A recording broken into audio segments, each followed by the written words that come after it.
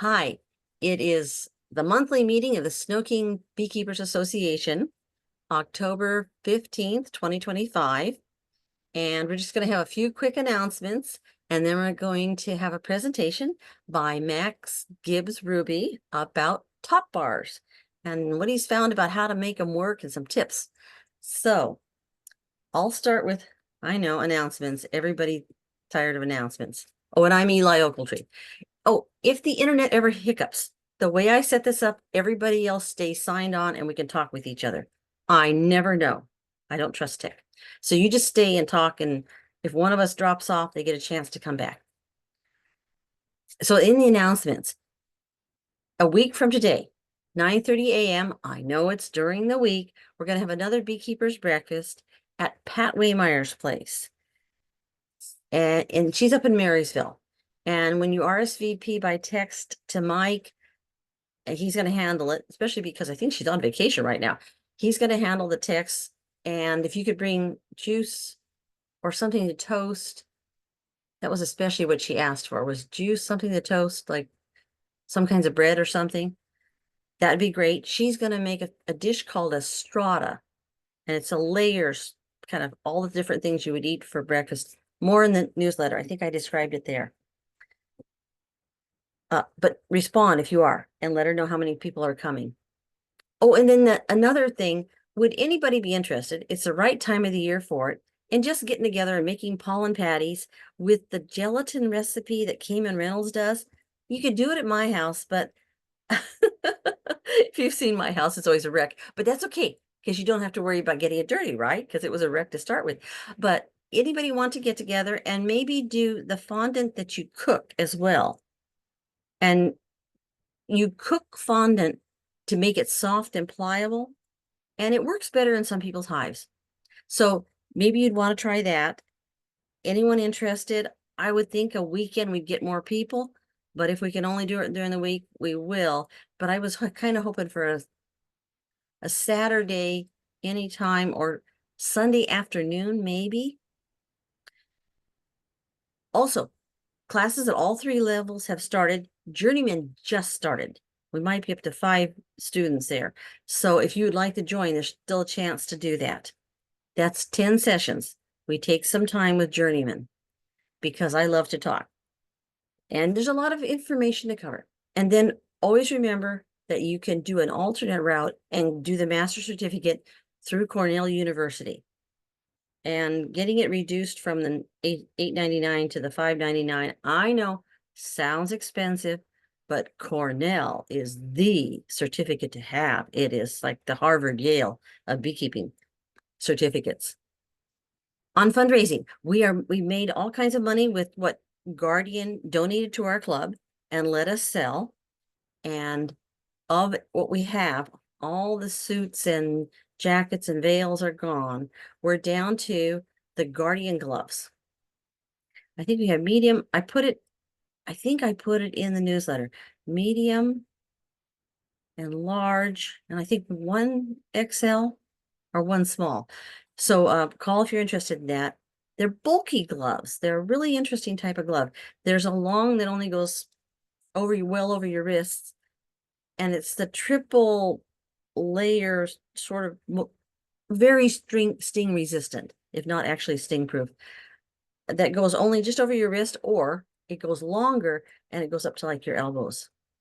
I think it's for people who really are wearing a t-shirt and they just want the gloves on their hands, because it's very bulky if you put them over the Guardian jacket sleeves. And we have t-shirts left. Some of them are actually from last year's fair. I forgot we ever had them. We have a lot of smalls, 3 smalls, 2 mediums, and 1 large. Basically, the SnoKing emblem. Oh, and they're all black on the front. The SnoKing emblem on the front and something funny on the back. And I will be sending out a new Varroa treatments chart, but I have to, every time I start to say I'm finished, I have to redo it. Some people who are new members also have not gotten queen wheels and a membership packet, but nobody's gotten this form of the Varroa, except unless maybe if you took the last class or 2. But we're going to get this and send it out. to the members, do a winter mailing. And it will be the ones we actually use. There's 6 listed here.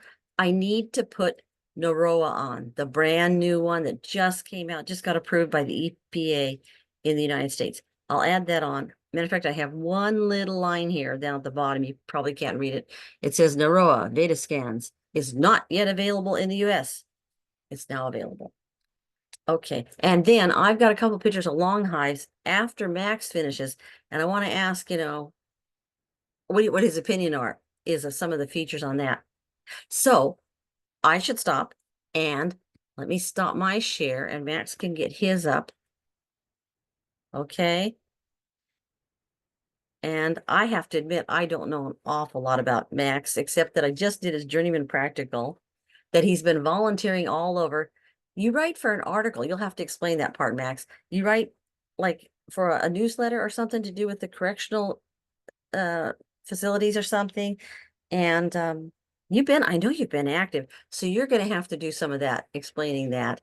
And you live in this really nice little locale, and there's some pictures here, and you can explain how you got this little microclimate that I think could really help with top bars. So this is Max Gibbs-Ruby, and I think his better half, Christina's on here too. I think I just saw her show up on the pictures. Yes, Okay. she is here to support. Okay, take it away. Thanks, Eli. So as Eli mentioned, my name is Max Gibbs-Ruby. I live in Renton, Washington. So I'm further south than a lot of you. I do have a little bit of a microclimate down here, which has been useful for Topbar hives. And I'll kind of explain some of what I've done to capitalize on that. I just want to note that beekeeping is super local. So, and you ask 10 beekeepers a question, you'll get a dozen answers. So this is just my 2 cents. What works for me may not work for you. I'm always happy to talk through options and solutions if you do decide to try Topbar hives or have any other questions. The other thing I wanted to mention, so Eli said, I do write an article every month. Well, I don't write it. I work with the people who are doing beekeeping in the correctional institutions in Washington. I don't work directly with them, but I help them. I get their monthly article and format it up and write up the test that they have to do each month if they want to keep getting credit. So I do that. And I've been keeping bees. This is my 4th year, I think, headed into my 5th. So I do have a space for questions at the end, but if anybody has any questions during the middle, that's fine. I don't mind interrupting myself and answering as we go, whatever makes sense to all of you. Before I get started, does anybody have any questions? I'm going to go through some of the perks of Topbar hives, some of the challenges of Topbar hives, some of the history, and then some of what I've done to help make it successful. All right, I'm going to take silence as a golden good and keep moving. All right. So Topbar hives have their origins in ancient Greece. As you can see on the right here, they used to have terracotta or woven baskets with these bars across the top, and that's where the top bars first started. But the more modern Topbar hives that we know of, like the one pictured, this is not one of mine. Throughout this presentation, I have some of my own pictures and some that I have shamelessly stolen off the internet. This one is shamelessly stolen. This is just an example of a Topbar hive. And our modern Topbar hives were developed in the 1970s by Canadian researchers with funding from the Canadian International Development Agency. Maurice Smith was the lead researcher on that, Dr. Maurice Smith. And one of the problems with Topbar hives that I'll talk more about as we go is that there's no 2 that are the same unless you intentionally make them the same. Like I could not take top bars from this hive that's pictured probably and put them into my own and have it work. So like Langstroth hives, you could take one of Eli's frames and put it in Mike's hive and it would work. It just measures the same. But that's not the case with Topbar hives at all. They're very different depending on how you have designed them, and some people have entrances at the end, like this one. I have my entrances in the middle, which I'll show you later on as we go. And so it's just really, there's so many different designs and options. This is one of my hives, and I'll talk some about the perks of Topbar Hives. It's a simple, basic hive design. You really just need 6 boards to put it together, and then some way to elevate it. So you could have legs. I know in some places in Africa, they hang them from trees. Actually, I want to back up a smidge. The Topbar hives that we know of today, they're often called Kenyan Topbar hives because they were developed in Africa. The Kenyan ones are the ones with the sloped sides, like what I have and that's pictured. There's also a Tanzanian Topbar hive, and those are more like the long legs, and that they have straight sides. They're still top bars, but they come out square combs as opposed to triangle combs. So you wouldn't be using frames with them like long legs. They're still natural comb, but they have straight sides. I forgot to mention that part. Okay, so this is one of my pictures. This is the inside of one of my hives. Topbar hives, simple basic design. You just need 6 boards and the bars across the top, which you can do a lot of different things to make that happen. There's less equipment storage needed. You don't have to store boxes and boxes, like supers or frames or whatever. It's all contained in this one package deal, essentially. So I don't have a ton of storage in my garage devoted to hive space. Mostly what I'm storing are like my oxalic acid stuff. And I do have now 1 Langstroth hive. So I have a couple boxes for that. I got some formic acid that I store in there, but like mostly I don't have a big area of bee stuff storage. They do have less invasive inspections than Langstroth. You're not pulling the entire roof off, so to speak. You can see here in this picture, like these bars, the top bars create the roof. So the bees are underneath these bars. So you're not pulling the entire roof off. You're just doing a frame at a time. And we'll take a look at that in just a minute. They're beekeeper friendly. One of the reasons when I started keeping bees, I really researched hives a lot.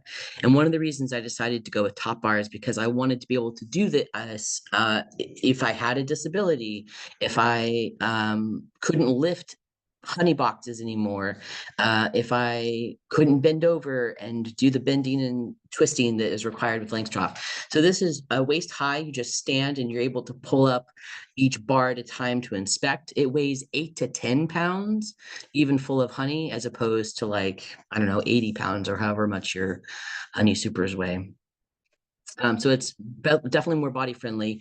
There's natural comb, which we'll look at in a second. This was kind of a bigger deal 10 years ago when they thought that comb size made a difference in Varroa sustainability of Varroa. So they thought that if bees could make their own comb size, the size they wanted, as opposed to having preset cells, then it would be less likely to procreate.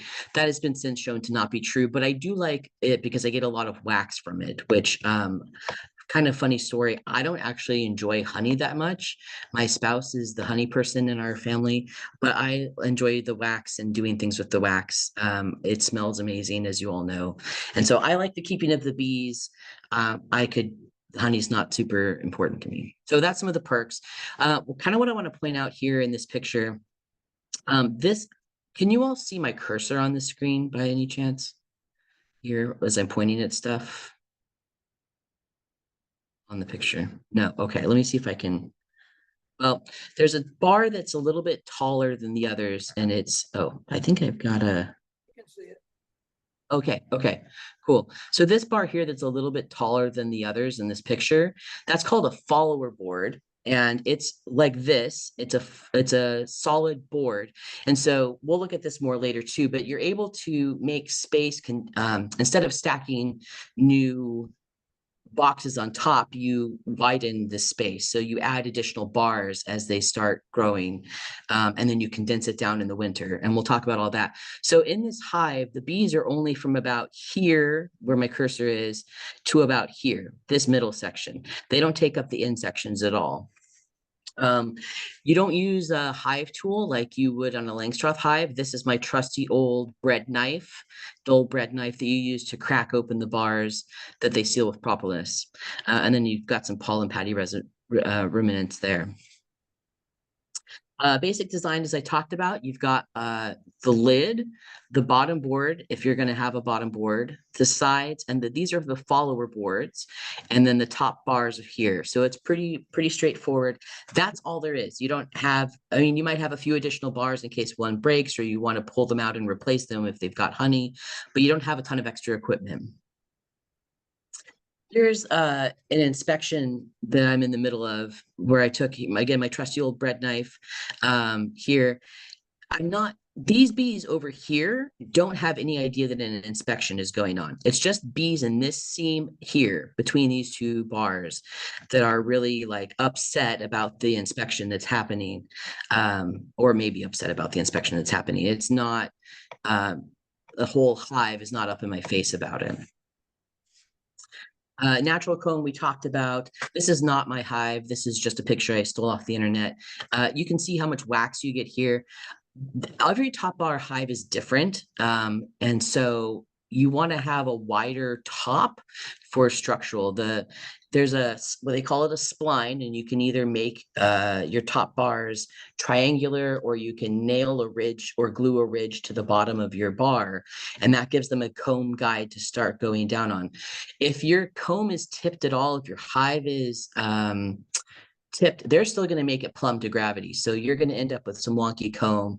If your spline is off center, or your hive is tipped at all, or one time I wanted to vent, I was doing it at Formic Pro treatment, and so I tipped one of the bars on its edge to, like, on its diagonal, to vent a little bit, and they made it right from the diagonal down. So now until I get rid of that comb, that bar will not lay flat because the comb is straight down from the edge. So they will do that. I mean, you all have dealt with wonky comb, I'm sure. So that's they're going to just make it plumb to gravity there. But you can see how it's triangular here. This is what's called a viewing window, and I'm going to talk more about that. Again, some people love viewing windows, some people hate them. I ordered my hives with them for a couple of reasons I'll talk more about in a minute. Challenges of Topbar hives. They're not suitable for mass commercialization because they're not interchangeable. Like, you wouldn't be able to order 500 of the same hives. That'd be ridiculously expensive. They're not really made for as much honey harvest, although there are some competing opinions on that. I have not gotten as much honey out of them as you might out of a Langstroth. But again, some people, your mileage may vary. It's really difficult finding training and a mentor for Topbar hives. I went the DIY route. Nobody there, I asked around, and there was, I didn't know about Michael Duncan. I'd have asked him. But what the other bee club that I'm a part of, the Puget Sound Beekeeping Association, which is closer down in King County, they're not part of WASBA, but they have one guy who does Topbar hives, and he's a little cranky and not very giving with his time. And so I was like, all right, well, I guess I'm on my own then. So I'll talk more about my learning process in a minute. Again, no interchangeability. This hive pictured is an old hive that I had, and I ended up getting rid of it because it's about 20 bars long, and that's it. It's about, I don't know, 2.5 feet long. Again, it would be fine for like a Topbar nuke, or maybe a queen rearing hive or something along those lines. But I was having to manage it so much because they would just crowd it up real quick. You're looking at the side here with the viewing window. I also ended up getting rid of it because the bar length was not consistent with the other hive that I wanted to keep. And so my first year when I had Topbar hives, I had no matching pieces. I had bars for this hive. I had bars for this hive. When I had a problem, I couldn't just take bars, from one and put it in the other. It was a disaster. It was not fun at all. And so my spouse, who is very forgiving of my hobbies, was like, yes, definitely you should buy new Topbar hives. And so I'll talk more about those and picture those in a minute. this is what I learned. This is my learning curve. I use these two books. And then this is Phil Chandler, who's a well-known Topbar Hive beekeeper in the UK. And he's done all sorts of experimental things about with his Topbar Hive, including like an eco floor, which I did not try, under the theory that bees in cavities, their floor is not just a board. It's got like moss and debris and ants and earwigs, and that some of that ecosystem might help keep your bees healthier. He ended up giving up on that theory after a while, so I'm glad I didn't go that route. But I've heard it's a very good environment for hive beetles if you're interested in trying it. So yeah, so this is my learning curve. It was a sharp learning curve. I didn't have a mentor. I just kind of went my own route. I took a lot of stuff from my Langstroth classes and was like, how would I apply that to Topbar hives? And just did my best, lots of trial and error. Honey harvest is way different. You cannot put your bars in an extractor and spin it around. It's a crush and strain method, which is good and bad. It's good in that you're constantly renewing comb, like so there's not any toxic buildup or pesticide buildup residue in your comb, so it's always fresh or often fresh. But it's a pain in the ass. I'm not gonna lie to you. Like it takes forever to strain it out and crush it. You do end up with a lot of wax though, like I said. This is one of the pictured as one of the hives. So I spent a little bit of money and ordered two custom-made Topbar hives from the East Coast, with had the exact same measurements as one remaining old hive that I wanted to keep in my apiary. And so the bars are all interchangeable. I have three Topbar hives now and one Langstroth. They're all interchangeable. So if I have problems with one, I can stick it in another hive or brood or honey or whatever is going on. So that's made a huge difference in my beekeeping. I ordered ones with viewing windows, which I'll talk more about when I talk about winterization. And then just picture it as when the winds get high, I just ratchet strap these down to an anchor in the ground to keep the lids on, as opposed to a brick or something like that, because the roof is curved, so like a cinder block wouldn't sit on top really. One of the adaptations that I've made, I also want a huge shout out to my spouse, who I am not a woodworker. I am the Vanna White of the project. I will bring you a beverage. I will probably know which screwdriver you're asking for and hand it over. But I don't do any of the handy kind of stuff. My spouse, Christina, is amazing, super hand focused in terms of like doing stuff manually. So I asked for a bunch of things and she lovingly did them for me. One of them, this is pictured, is a bottom board that will raise and lower. So I can slide in either one of those square mats that you count mites on. I could do a sticky board on the bottom if I wanted to. I could brush them off. I can watch for mite fall. If it gets super hot in the winter, I could ventilate it. In the summer, I could ventilate it if I needed to. But mostly I don't. Mostly I just leave the bottom board screwed up tight. This is something that I just absolutely love. This is the front of the hive you're looking at. Again, this is when it's in the garage. It's not out in the apiary yet. This is when we are making it. So I've got an entrance here on the left, one over here on the right, which is what I asked for. And I asked for them up high. Now, Phil Chandler said that bees like to go in low on their hives. And so I had designed and Christina helped and made this periscope entrance. So they go in down here at this ledge, then they have to climb up the side of the hive, and I'll show you the inside in a second. And then they come in here. It's hinged on this side and fastened on the left, so that I can open this little door and do an oxalic acid treatment right through one of these holes if I need to with a nozzle. And in the winter, I'll go ahead and cork up two of the holes, two and a half maybe. I can cut a cork in half and do a half entrance on one of them or something like that. So this periscope entrance I really love. It's got screen here at the top so that wasps or other bees from other hives, they can smell the hive and the honey and the whatever they are going to prey on coming through up here, but it's screened. So only bees from this hive, or maybe my other one who also has the same setup, will know to come in the bottom and crawl up the outside. So it's like basically a robber screen that I leave on all the time. This is the exact inside of what you were just looking at.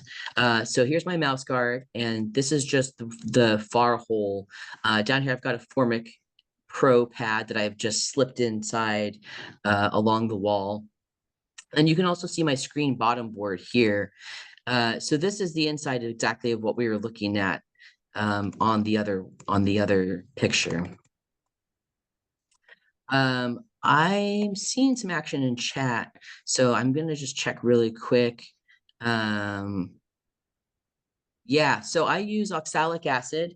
I use Formic Pro oxalic acid. I use the Viroxan strips I've used. I've used an oxalic acid vaporizer. I've got one, what I really want is like a Mighty Vape or an Instavap or one of those expensive toys, but I don't have that yet. So I have one of the ones that's like a little pot and it has a nozzle on it. And then you just put the crystals in the pot and plug it up to a battery and stick the nozzle in the hole. And then you have to wait like forever for it to heat up with your battery, and it takes 2 or 3 minutes, and then it vaporizes inside. So I use that, and then Formic Pro and the Viroxan strips I mentioned. Let's see. Name of Topbar supplier on the East Coast. I will, it's Try Gable Lay Farms, and I know that that's a mouthful. I'll drop it into chat when I'm done here. And he was amazing.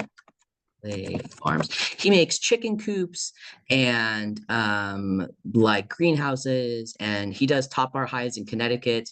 And I loved he was like, oh, you bought so much stuff, and he wrote an entire book on wintering his hives in Connecticut that he sent me, and manuals. He sent me the plans for it so I could make more if I wanted to, all that kind of stuff.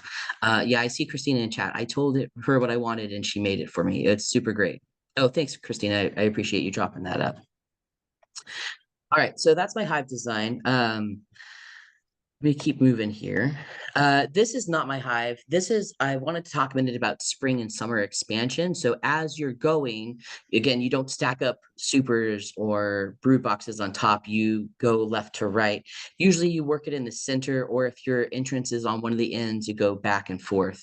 So this here is a follower board. You can see it's pretty solid wood, except they're down here. You can kind of see there's a hole, and this is a feeding cavity. So you're not doing outside feeders or entrance feeders like you might have on a Langstroth. So I don't know this person. Again, I just stole this off the internet, but potentially, and this hive looks like maybe it's not even being used. It's so clean, to be honest with you, but could potentially, like, the bees could be back here in these whatever dozen so bars with an entrance on this side, and which would mean that this whole left side would be empty. And then you'll just keep scooting this back as you add a bar or two at a time, as they keep filling out the wax or filling up comb. You can save your comb. You don't have to get new comb every year. You can just put it at the end and then fill it in as you go. This is what's called a mid-season shift. And this is what I do as it's getting closer to winter. So my hive is set up like this one, where I've got these 3 entrances here at the front. This is if you're standing behind the hive, looking down on top of it. So your entrances are on the other side of the hive from you. You've got your my bees, or I think everybody's bees, tend to create the brood nest in the center and then honey on both sides. Well, that's not going to work for wintering, because then they'll get like through the honey on the right side and get stuck, and they won't be able to get back through the empty brood combs to the other side. So you do what's called this mid-season shift, where you move all the brood to one side and all the honey to the other side.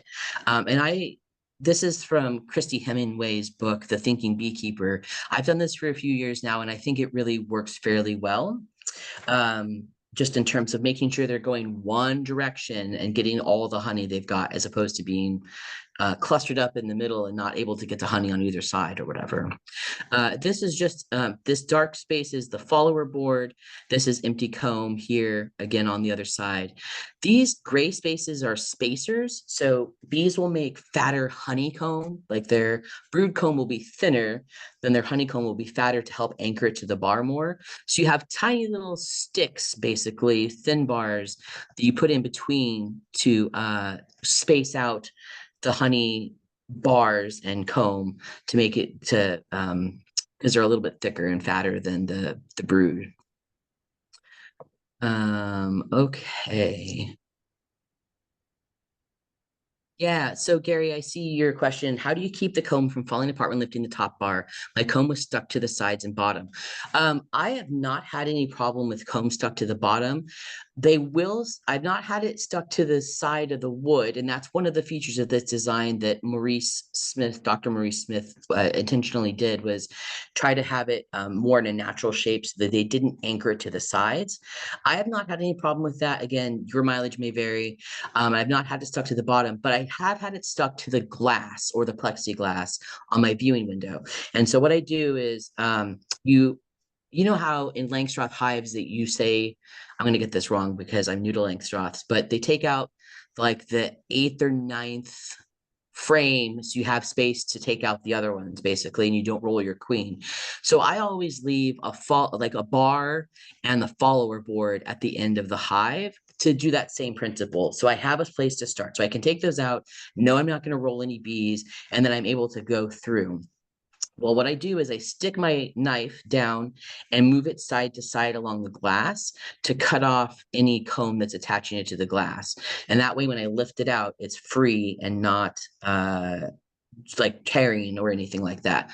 Works pretty well. I will say the other piece, if you are new to Topbar hives, and I should have mentioned this earlier, with your plastic Langstroth frames, you can keep them like parallel to the earth. You cannot do that with Topbar hives because there's no foundation. You have to keep it on the plane of gravity. So you can lift it up, you can lift it to its side, you can lift it down. But if you go like this, your comb is going to fall. And they will be upset about that, let me tell you. All right. Okay, so there's that, the mid-season shift that I use. Winterizing. So some people cut through, you can drill holes like you see here in these bars on this picture, to help let them go through as they're moving through the combs over winter. Again, this is not my hive. I have not done that, partially because my splines are wood that has been nailed onto the bars, which I hate. That's how this came. I do have some other bars that are like just cut triangles, and those are great. And I have some that are cut with the ridge out, and those are great. But I don't like the just nailing on or gluing on the spline to the bar. Those seem really unstable to me, even though they propolize the heck out of it and it sticks fairly well. I've had a couple break. Anyway, I have not drilled holes through my top bars like this because I find that the bees do it themselves. They make that bee space, 5/8 of an inch or something, and they're able to do that and go through the middle of their comb. So they do it themselves naturally for most bars, I find. This is another picture of my apiary that is a recent one. You can see my Langstroth here in the foreground, which I hate, but I'm keeping it to make maybe some nukes to sell in the spring. We'll see about that. And then this is my 3 top bars here. You can see the piece here, which is where you unscrew the bottom board and you can raise or lower it. There's exactly the same thing on the other end. All 3 of my Topbar hives have that. And then one of the things that is really important to me, it's important to everybody. Wind chill is the biggest thing with that underneath wind going underneath the top bars. That would be a huge problem, but you can see I've kind of got them in this little alleyway where there's our blackberry and cottonwood crop over here and our other blackberry crop over here. And then back here is some trees as well. So really there's only one way for wind to get in, and it's from in the east, but behind me, behind where I'm taking this photo, is a hill. So there's not even wind that comes that way. So like we've really gotten down the wind chill factor. There's not a lot there. If I did have a wind chill factor, you can wrap a tarp around the bottom or put hay bales or a fence or something like that to block the wind chill. Ray, why would you raise or lower the floor? Good question. I raise or lower if it gets ridiculously hot and my bees are bearding, I might lower it a little bit to get some ventilation in there. But mostly I haven't done that. Mostly I've only lowered it to brush off the bottom board. Um, I have a screened floor on the bottom. So the bees are not walking on wood. They're walking on a screen, like a mesh. It's just galvanized wire screen. And so I can go back to the picture, but my periscope entrance, so they come in at the top of their comb. Actually, I'm gonna go close your eyes if you get motion sick. I'm gonna go fast for a second. Here, they come in at the top of the comb, and you can see here my screened bottom board. The board is underneath it. So in theory, any mites that fall off, my bees are not coming in the bottom and walking through mites that may be hitching a ride back on there, or looking for that, that free meal. They fall through the screen onto the board underneath. So I will brush off the bottom board. That's mostly why I end up lowering it. And I raise it for insulation. And keeping bees like to maintain their own temperature, as most of you know. So I just let them do their business and keep the hive however they want in terms of temperature. I'm going to scroll back again really quick. So I'm going to close your eyes if you get motion sick again. Here's my apiary. Okay. The other thing that I do is I do put insulation in my peaked roof. I've got some absorbent insulation here, and then some of this stuff. I'm gonna look at new insulation. This stuff already only has an R value of like 1, I think, this bubble wrap stuff, which isn't great. So I'm gonna look at getting more insulation. Maybe not for this winter, it's getting a little late, but at least for next winter.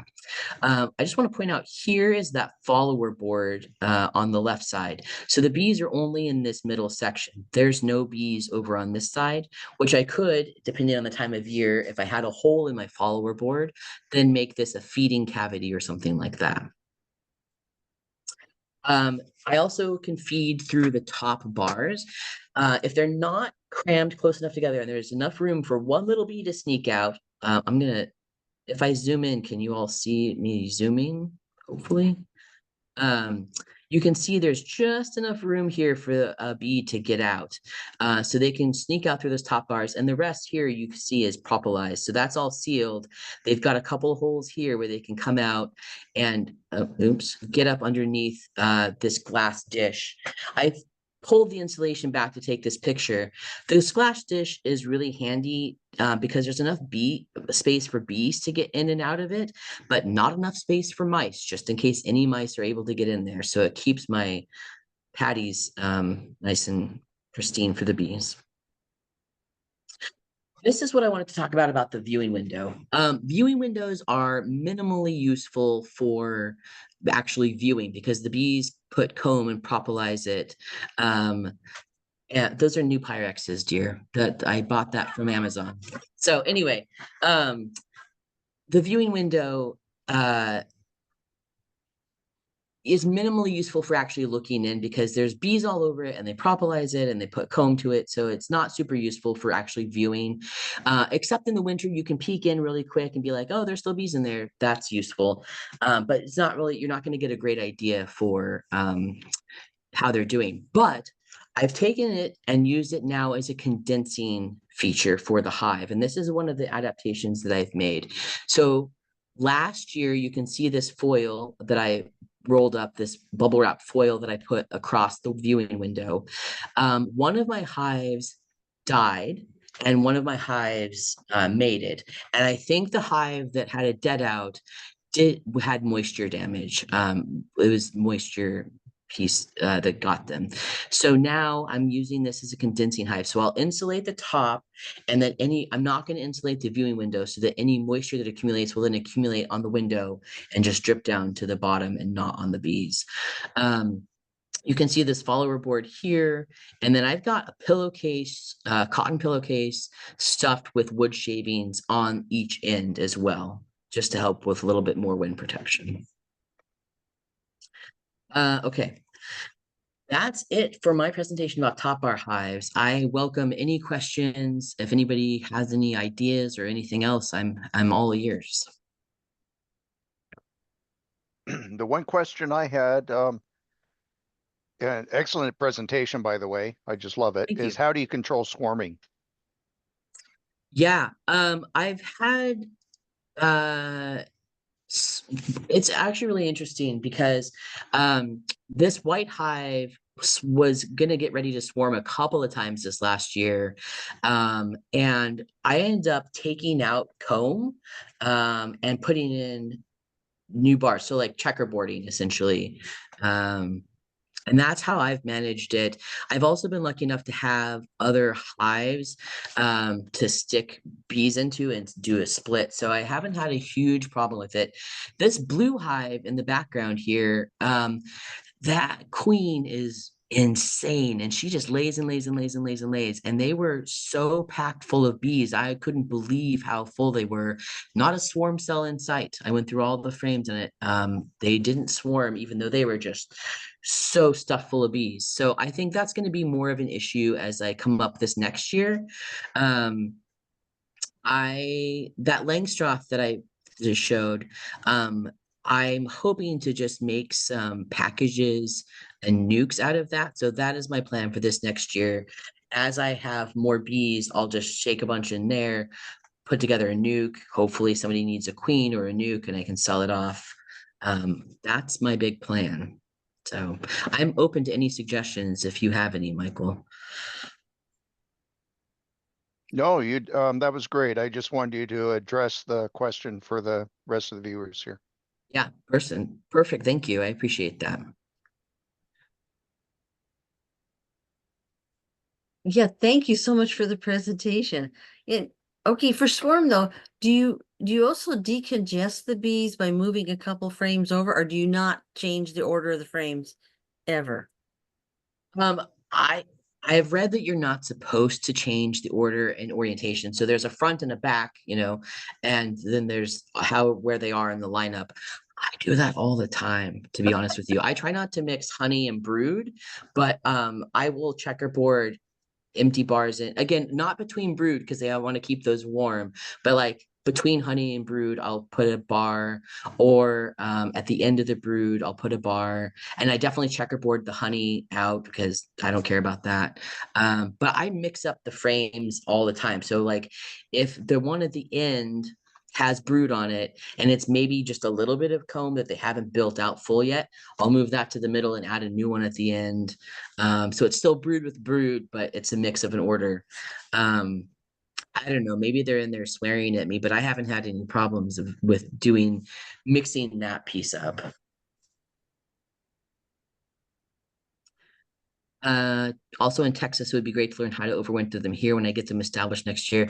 Alicia, I think top bars are more popular in Texas just because of the warmth factor, because it's closer to like the African climate that they were originally designed for. Um, I guess it also depends on where you are in Texas. I forget that some places in Texas have snow and wind and rain, and it's not just desert all the time. I'm happy to talk more with you about that. I think wind is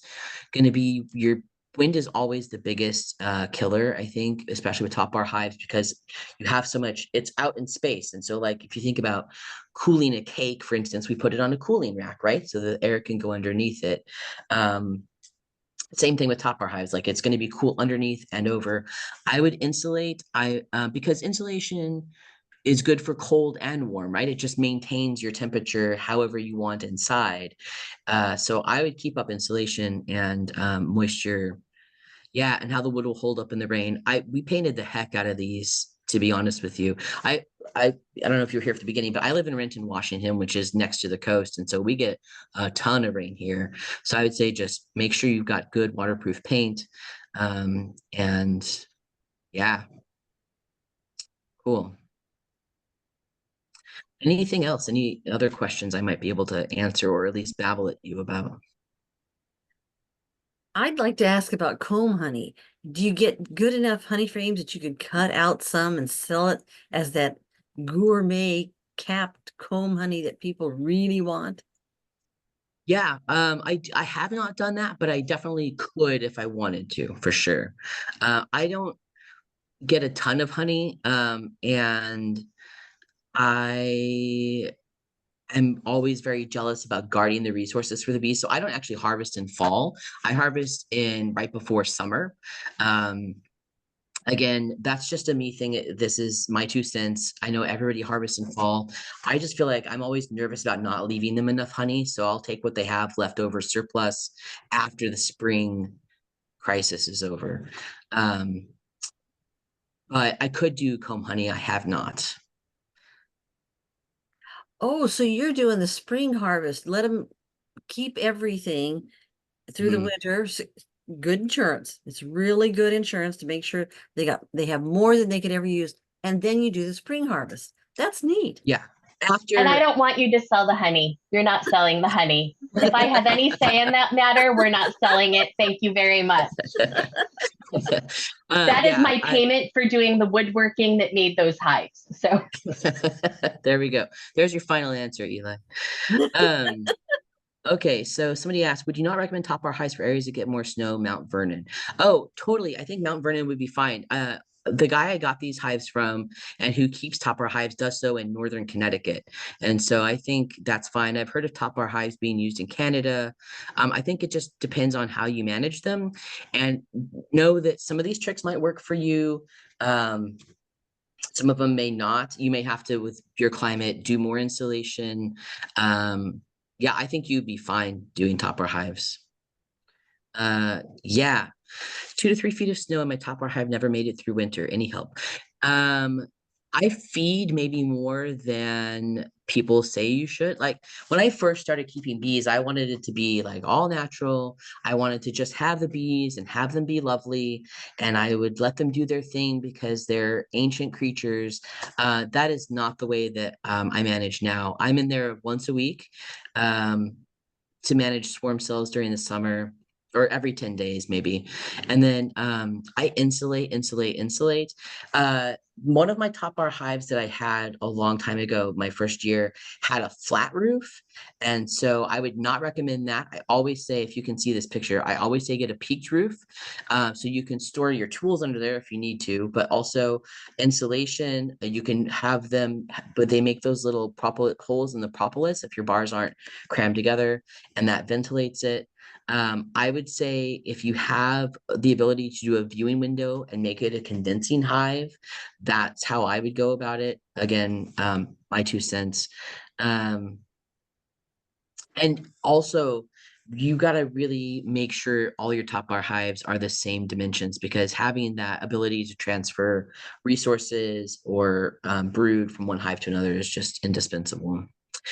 Gary, I'm totally happy to talk more with you about like at some now or later about like why you think they didn't make it. And I doubt it was the cold. It could have been the moisture.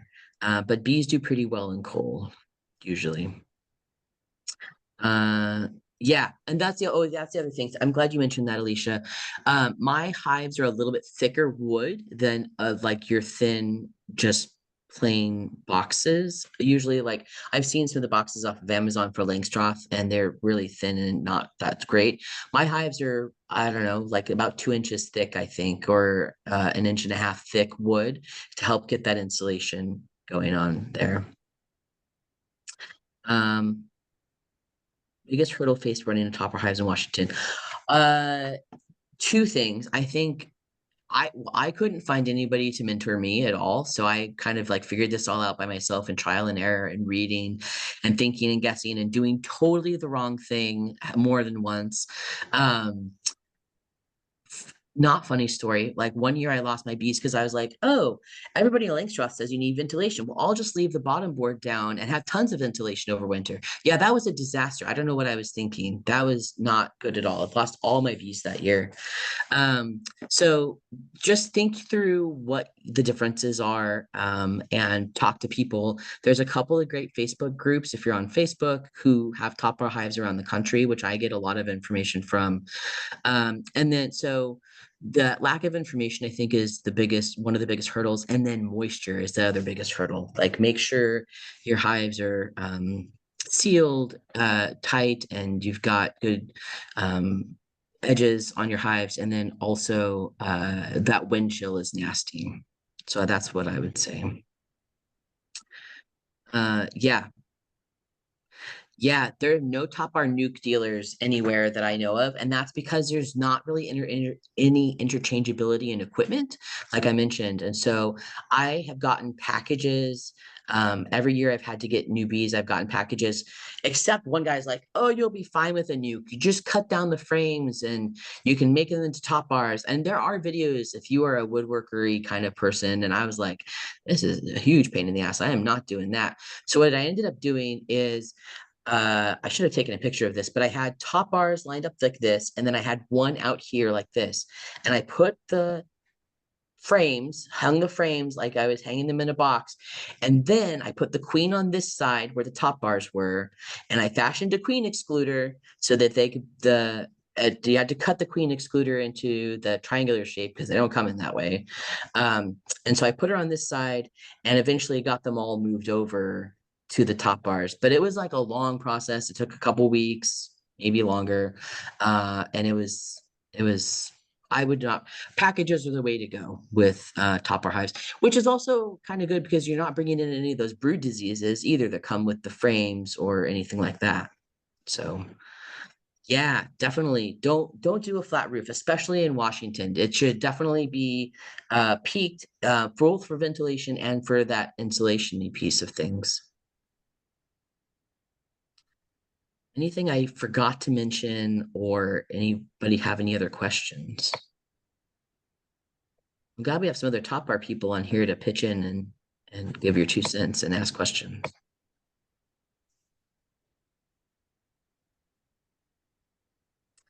All right, well, I'm going to stop sharing and turn it back over to you, Eli.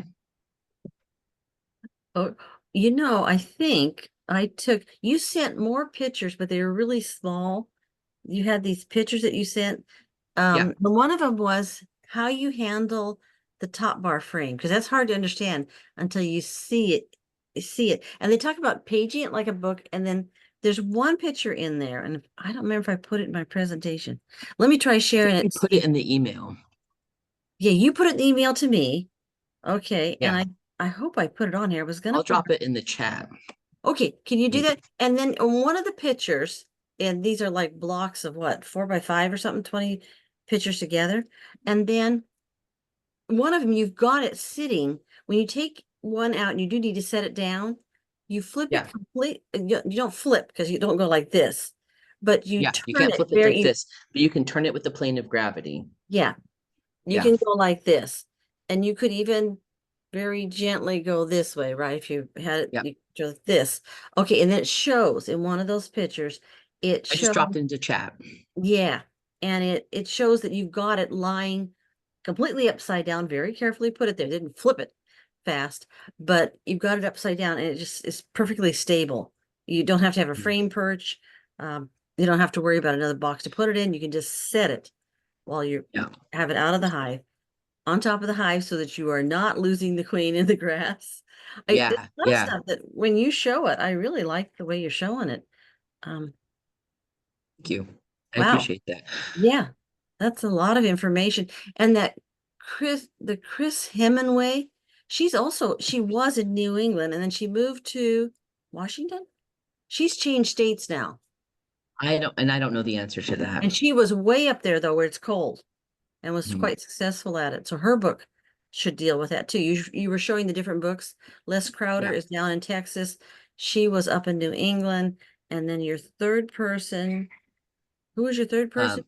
Phil Chandler, and he keeps Yeah. bees in the UK, but it's about the same latitude as Yes, us. yes, as we are. Yeah, Yeah. it is. Yeah. Well, yeah, thanks a lot. And then you've got your email in the chat too, so people can, Oh, I will drop my Yeah. email. Yeah, totally. yeah, that'd be really sweet. Because, when it comes up, people will say, when they have the question, it's hard for us to find who to talk to. Yeah, I like that. Yeah, Maxine absolutely. And Manager. you guys can also email me. Really, if you have any questions, I'm happy to help. I love talking bees. I will come up to your apiary if you want me to take a look at stuff, like whatever you need. I'm happy to help. Yeah, yeah. Actually, would be a wonderful mentor for an awful lot of this. Oh, and thanks to Christine for doing all the work and being your logistics person and all the woodworking Yeah. and she was teasing about the Pyrex. That was a brand new one, I could tell. I was absolutely teasing. And Yes. Well, honestly, it comes I back feel to the like, kitchen. You earned it. right. I feel like we both win here because I really love doing the woodworking and he loves doing the bees. And I get the honey as the reward. I mean, we're both getting what we most like here. So it's pretty great. That is wonderful. That's a good kind of bee buddy to have. If you don't have one that'll go out there and actually work in the hives, having one who does all the support for you is wonderful. Thank you for letting me speak today, and I appreciate everybody listening. I really thank you so much. I appreciate it. I think everyone's fascinated. I wonder if I should go ahead and stop the recording at this point. We answered all the questions in chat, right? You read through all that. The flat roof thing, terrible, I think.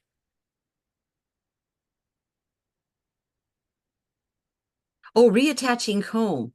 Yeah, if you did ever, do what you're not supposed to do and spin it. Have you ever had to do the painter's tape and I think that's what people Yeah. usually think works. There's a whole bunch of different things you can do. So painters tape like a sling around each edge. I've seen that. I've seen, those hair clips, those like claw hair clips that women can use. I've seen people do that around the bars and like grab the comb that way. Yeah. Uh, wire cages. Honestly, and if it's a brood, I've not had it happen to a brood frame. So if it happened to a brood frame, I think I'd probably try the painter's tape method. Zip ties also, Alicia says. Arlisha, I'm sorry, I've been saying your name wrong this entire time. My apologies. Arlisha said zip ties, that would also work. I've never had it happen to a brood comb. I would probably try zip ties or painter tape. I've had it happen to honey, and I was just like, whatever, this is mine now. You all can make more. I've only really had it happen in the heat because I try not to get into my hives when it's 85 or above, and that's mostly because the comb is so well. First of all, the bee suit is hot as hell, but then also the comb is really fragile. The wax is really fragile, and I just don't want to deal with it. So if it's 85 or above, I'm not in there. And then feeding. Are you feeding, like there was one picture where it showed the jar on two little strips that held it up so the bees could get underneath? Do you do dry feed too? So I do dry feed too. I also Oh, that's use right, with the Pyrex Yeah, top I also and the use pollen patch. Langstroth entrance feeders that I just set on the bottom. So it's an entrance feeder, but I don't have it at the entrance. It just is set on the floor, and they can come in and out of that. That's what I tend to use for. I used to do those two little like balance them on popsicle sticks. That was a huge pain. So now I just got some Langstroth entrance feeders and pop it in the bottom of my hive. But then I do dry feed on top. I've also done, what do they call it? Mountain camp feeding or whatever, just plain sugar on newspaper across the top. But before I discovered fondant patties, I did that as well. Now, if you use fondant, where do you put it? I just on top. On the Pyrex. Yeah. On the Pyrex. Okay. Underneath the Pyrex on top. Yeah, the Pyrex is over the fondant. So the fondant is right on the bars. There's the plastic wrap is resting on it, so it's not dripping through the bars with the moisture. But the top is off, so they can get up on the top of the fondant and eat out of it. And then the Pyrex goes over that just to keep other bugs and mice out and stuff. So do you feel limited by the number of Varroa treatments you could use, or is it just, it's working out fine? And putting the forming pads at the bottom is working? That is so stinky. I can believe that bees are with their wings or fanning it through the whole hive. Yeah, I've done the oxalic acid, Baroxin strips, and Formic Pro, and I feel like it's working fine. I did HopGuard actually a couple years ago, and that stuff is disgusting. That was a stinky, disgusting mess. And like you can do it in Topbar Hives, but why anybody would want to is beyond me. I hated that stuff. I didn't even finish using it. I used it for just like one little bit, and I threw away the rest of the package. I I have not tried any of the other treatments, so I cannot speak to how effective like Apame might be or how I would use that or anything like that because I just haven't tried it. Yeah, I think somebody told me they did put the ApiGuard gel tray on the bottom, but it's supposed to go on the top of the, so I'm not sure how well that would work. But- Yeah, and I have no idea about that at all. And I know one fan of HopGuard, in case anybody does want to know that there's somebody who likes HopGuard. Well, it's not acidic. You're not inhaling it. It's, organic. Throw it on the compost pile when you finish. Yeah. It's a natural, basically a natural ingredient. And when she gave all those reasons, I said, okay, but it's slimy.